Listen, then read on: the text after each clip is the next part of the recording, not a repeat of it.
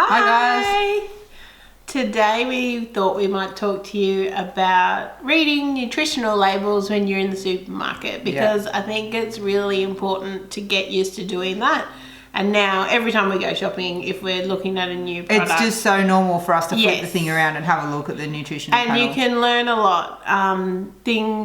Just the same product, like the same, so say tomato pasta. Passata, like the passata. Yeah, or tomato pasta sauces. The difference between different brands, like that can be awesome to pick the best option out of what's available. Yeah. And also ingredients in things that you wouldn't expect. Yeah, and it's an important skill to learn when you start out on keto, because it'll help you navigate the supermarket and it will help you navigate, if you don't want to track macros, that's fine.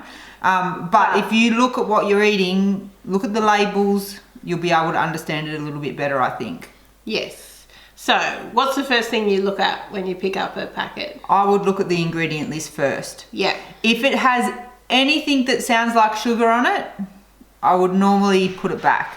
So we don't have a lot of examples of that around our house, but we found one. One thing we found, and we do use this on occasion, Worcestershire sauce. So I just looked at the ingredients, and we've got water. So the other thing I wanted to mention. Tip 1. The ingredient list, the first ingredient is the most amount. It goes in order of amount. So the first thing's the most amount, and then the last ingredient is the smallest. So on this one, water, you're paying for water. Water is the first ingredient. Then it's water, vinegar, golden syrup, molasses, brown sugar, salt, tamarind, spices, natural colour, and anchovy. So that's three different types of sugar.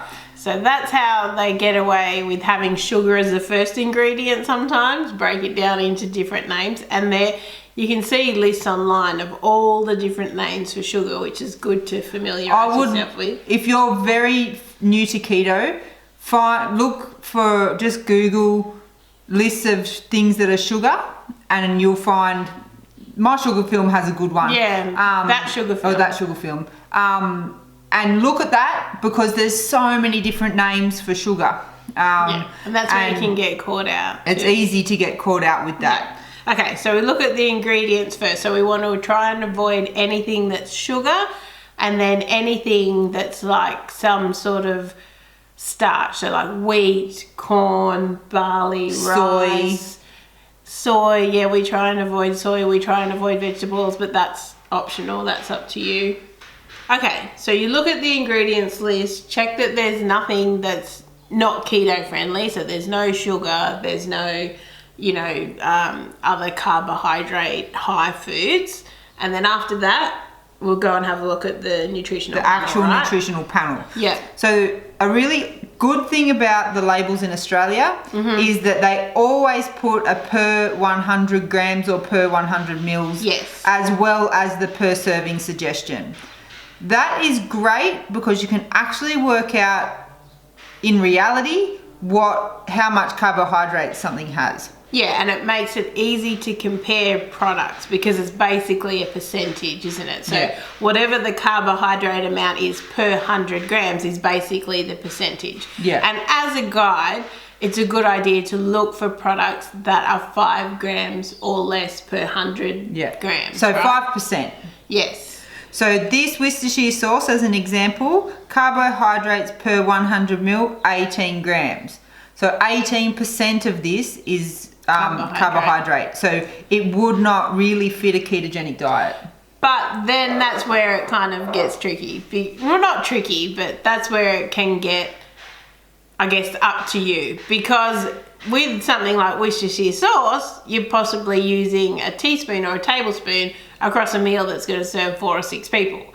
So it's minimal. It's minimal. Yeah. Whereas if you're looking something that's bulky, like chocolate or something you're going to eat, 200 grams of, then you want, to be more sure that it's lower carb. Yeah.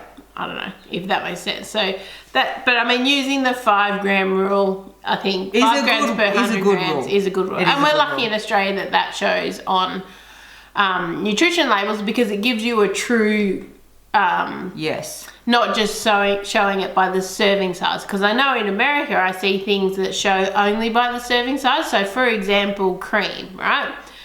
Heavy whipping cream is what they call it, and it shows only by the serving size. So serving size is 2 tablespoons, no carbs. So then you would think I can have all the heavy cream I want in the world and it's no carbs. It's not. But it's not. If you look at cream here in Australia, per 100 mils, it's maybe 5 or 6 carbs. So it's just that it's a negligible amount in one serving. But if you're putting a cup of cream into a recipe, then you need to accommodate all the carbs. So we're lucky here that it shows that way. That's easier. Yes. The other thing we wanted to go over is that there are some differences in labels from the US label to the Australian label. And I think Australia, UK is similar. Yeah. It's just the US that is different. Same with everything. We love you, Americans. On the US label, they have the total carbohydrates showing, then the fiber. So to work out the net carbohydrates, you take the total carbohydrates, take off the fiber, that gives you net. So that's how you would work it out, and that's why you see people talking about total versus net in the States and stuff. But in Australia, our nutrition panel already shows the net carbohydrate. So it just says carbohydrate, but that amount there is showing as the net. Yes. Right? Yep. So the way to tell, I'll put a picture up here, but the way to tell is that the fiber, it's spelt our way, the way we spell it, R-E, whereas on a US one it would be spelt E-R. And I don't think it's mandatory in Australia for them to even show fiber. And sometimes they don't. Sometimes they don't. So if the fiber is not indented under the carbohydrate, it's showing as a separate amount, then it's already been deducted from the carbohydrate. Yeah. Whereas if it's showing indented, like normally it shows carbohydrate and then the sugar's indented under, so it's showing you there's this much sugar in that carbohydrate.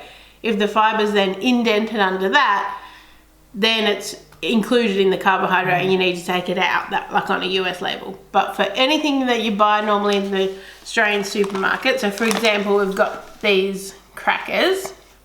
So it shows the carbohydrate per 100 grams is 3.3 and then the fiber is 15.1. So I'll just see if you can see that. But so I've seen people get caught out here where they think it's negative. It can never go into negative. It can never go into the negative. So actually these per 100 grams would be, what, 18.4 total carbs and 3.3 net.